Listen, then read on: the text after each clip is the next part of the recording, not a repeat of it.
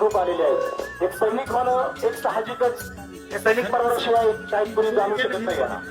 आज सैनिक होण्यासाठी आज पाहत असता तुम्ही आजूबाजूला मुलं तयारी कशी करतात. 20-22 वर्षापूर्वी हा सुद्धा जवान तयार करून आज सैनिक दलामध्ये दाखल झाला.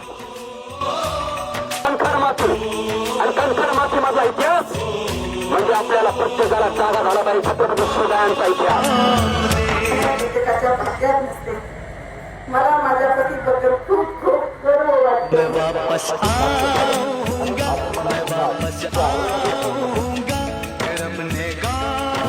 समाजसेवा घडवू आणि विद्यार्थी सेवा घडवू प्रार्थना करतो. जय हिंद, वंदे मातरम.